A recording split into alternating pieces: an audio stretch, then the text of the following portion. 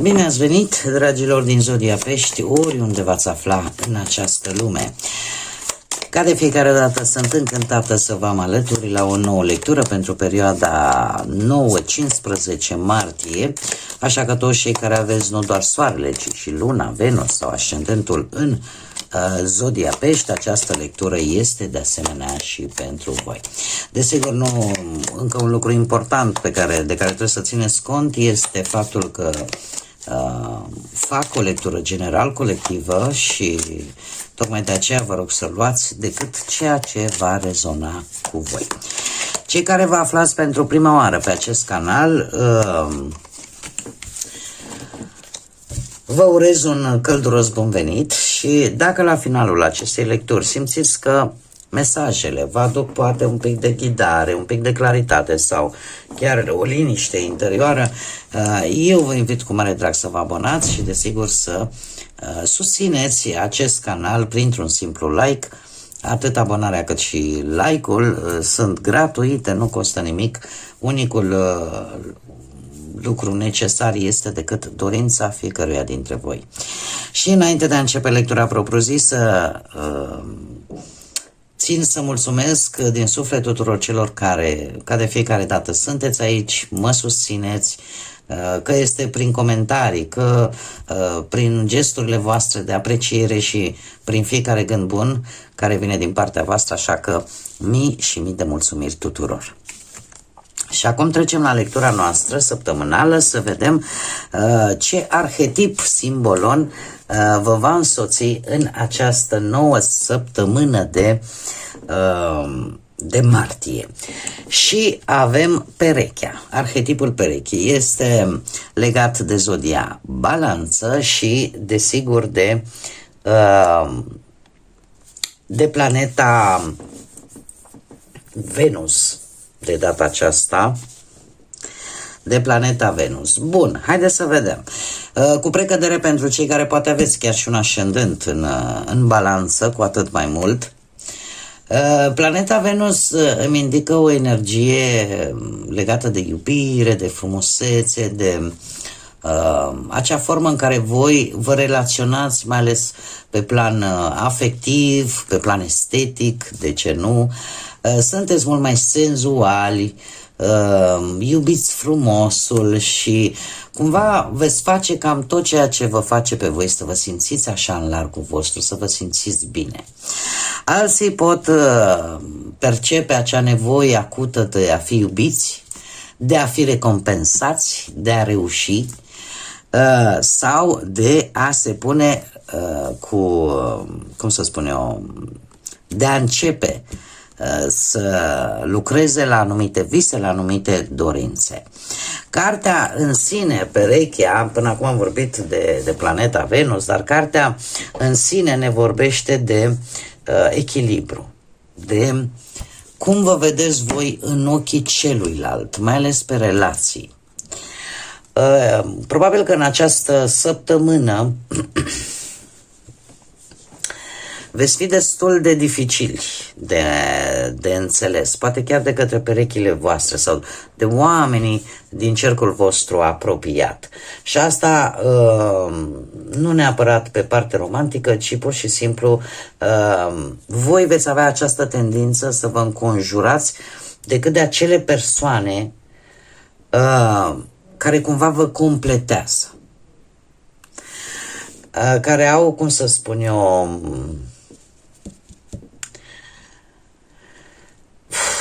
au ceva care la voi lipsește. Simțiți nevoia asta de a vă completa într-un fel. Și asta se va vedea cu precădere pe partea asta romantică, pe partea asta sentimentală, dar, desigur, are de văzut și cu celelalte zone ale vieții.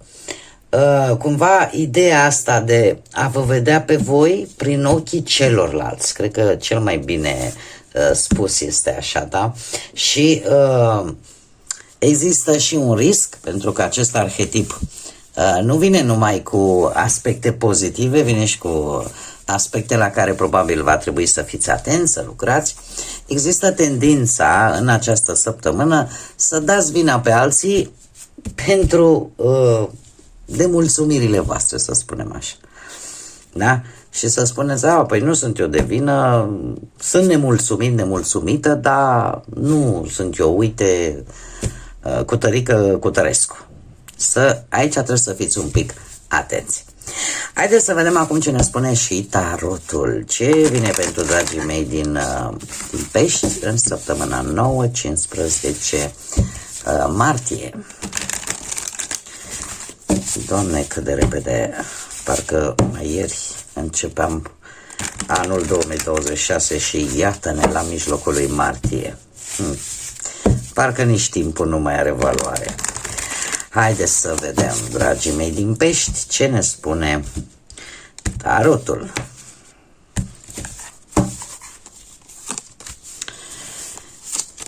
Și, într-adevăr, interesant, nu?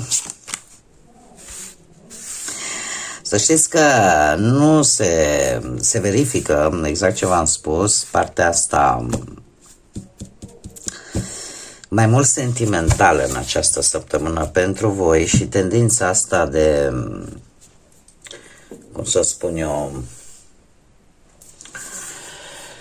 tendința de proiectare a propriilor voastre poate nemulțumiri sau de proiectarea voastră în ochii altora. Din punct de vedere al tarotului, avem ca și provocare Cavalerul de Spade. Un Cavaler de Spade ne poate vorbi de energii care au legătură cu zodii de aer, Gemeni, Balanță sau Vărsător. În acest caz, aș spune că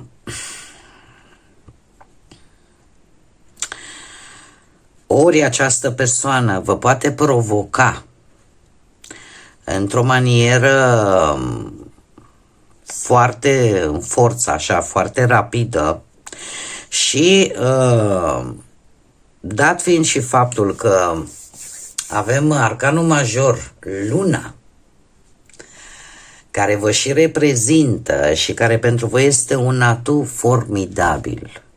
Este o resursă pozitivă formidabilă. De ce?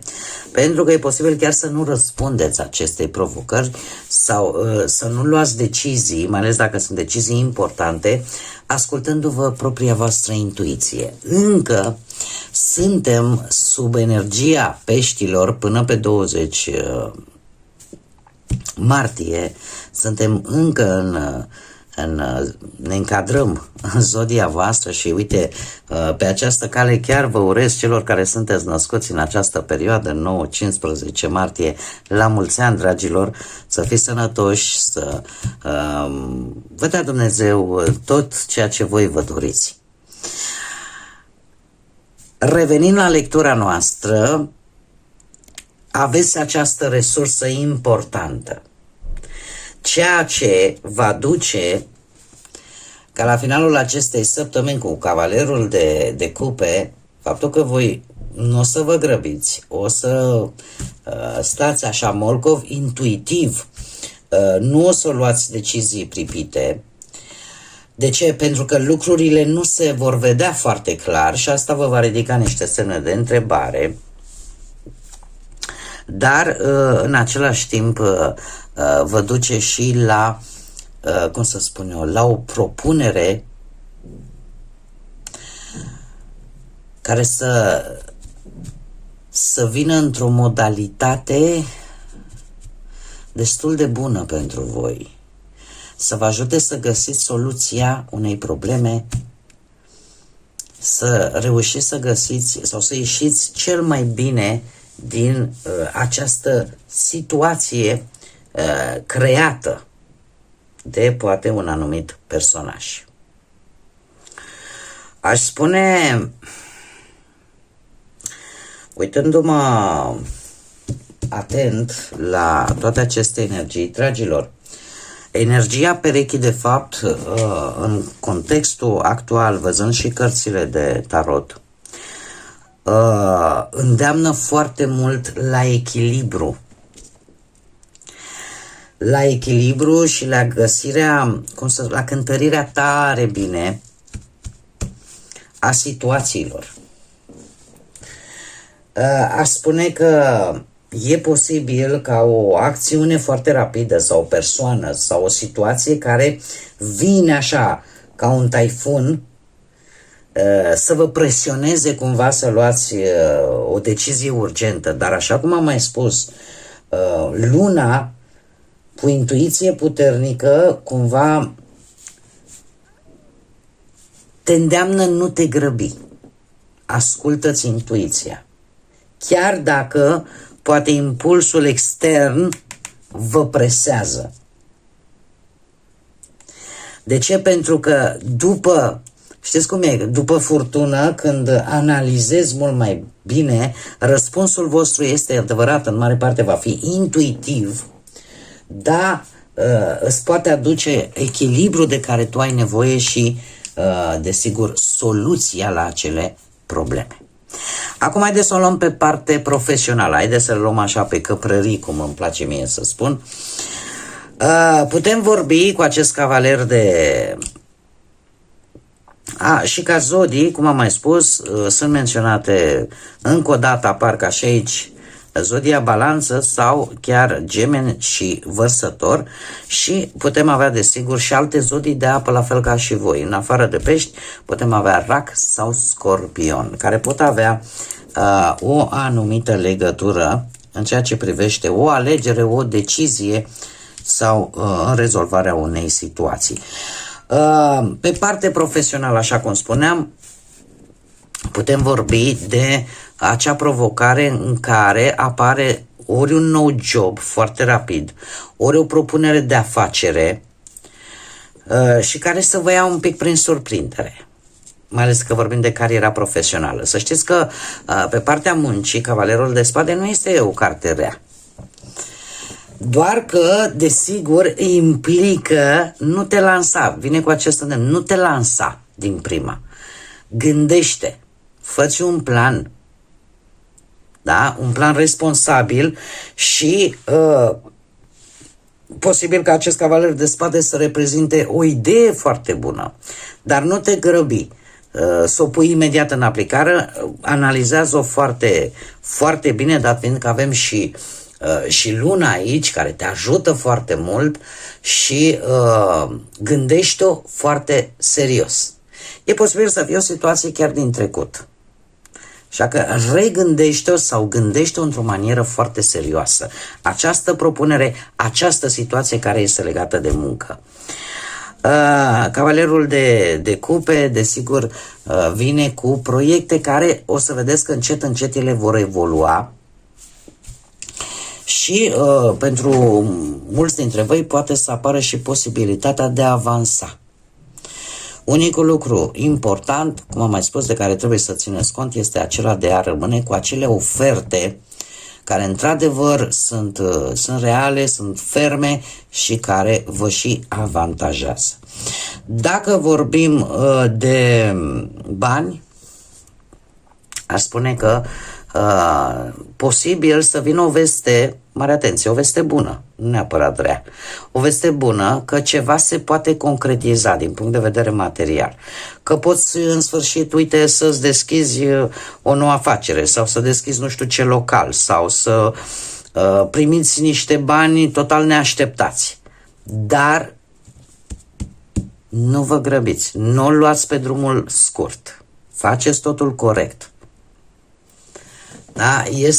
Ascultați-vă intuiția, cumva nu vă grăbiți și mai ales nu vă grăbiți când lucrurile par foarte strălucitoare, da? Nici pe planul ăsta material. Cavalerul de cupe se pare că vine cu confirmarea că indiferent dacă aveți ceva probleme financiare, ele se vor rezolva în curând, pentru că lucrurile o să vedeți că încep să se miște în direcția care trebuie. Pe partea sentimentală, sunt șanse să apară pentru cei care ați fost poate certați, sau distanțați. Există șansa unei reîmpăcări, mai ales dacă perechea voastră are și legături cu zodii de aer, vine foarte hotărât. Totuși, voi cumva nu veți fi foarte tare convinși, dar cumva romantismul există între voi și puteți avea chiar și momente destul de intime, destul de senzuale, ca să spun așa, dar totuși parcă nu există destul compromis. Nu știu dacă din partea voastră sau din partea perechii voastre. Cert este că să știți că puteți să vă așteptați în această săptămână pentru cei care sunteți într-o relație, dar nu e oficială să vă treziți și cu vreo cerere în căsătorie. De ce nu? În această săptămână.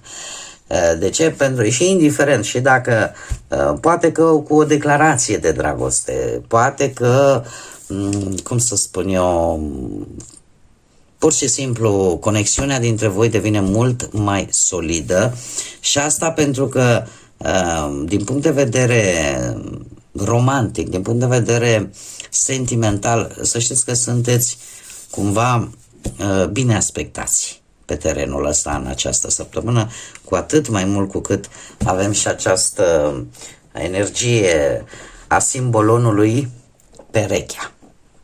Lucrurile vor merge bine.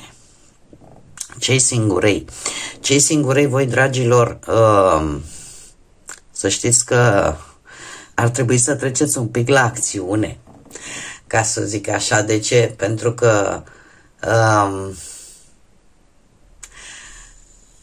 voi sunteți într-un moment în care posibil, nu știu, orică nu știți voi exact ce vreți, orică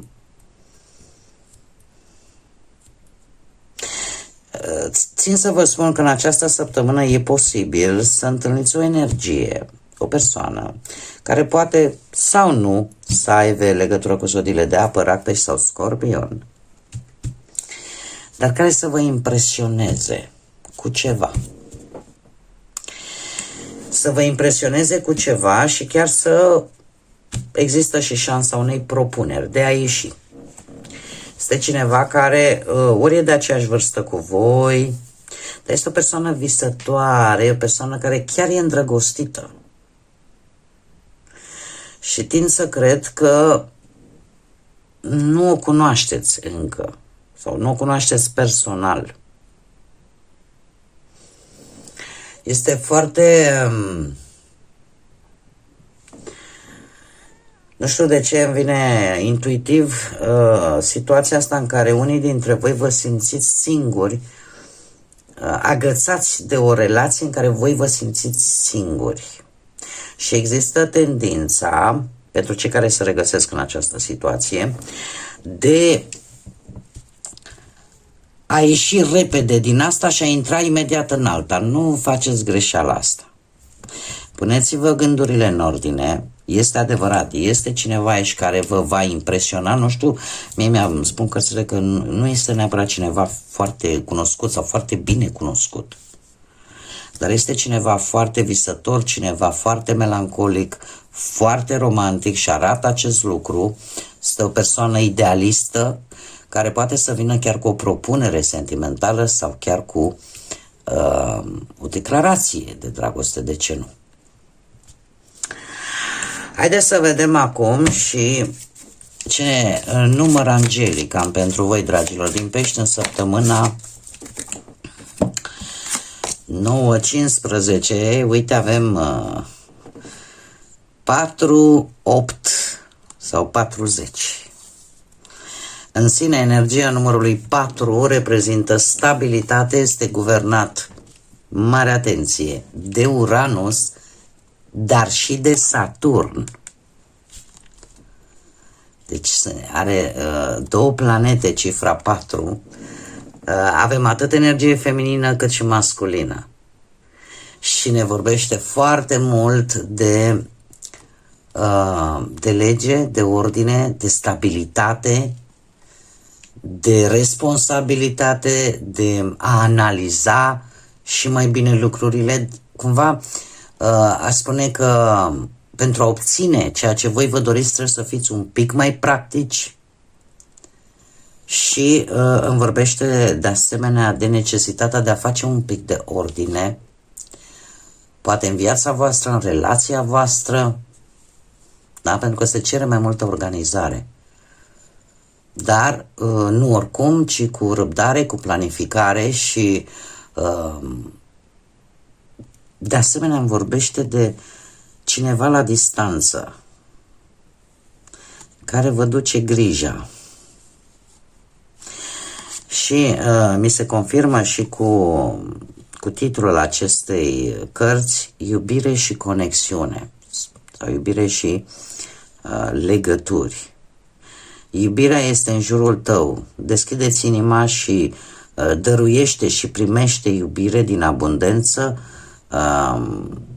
și pentru viitorul tău. Da? Cumva primește, dăruiește iubire din abundență pentru propriul tău viitor. Da. Asta înseamnă că vă veți învârti așa într-o energie romantică, într-o energie iubitoare. Desigur și arhetipul perechii spune acest lucru, cum am mai spus, se pune foarte mult accent pe partea asta sentimentală, dar știți cum e, trebuie să dai și să și primești la rândul tău. Dar e un semn bun. Este un semn bun. Nu știu, poate că aceste numere au o legătură sau o conotație importantă pentru unii dintre voi.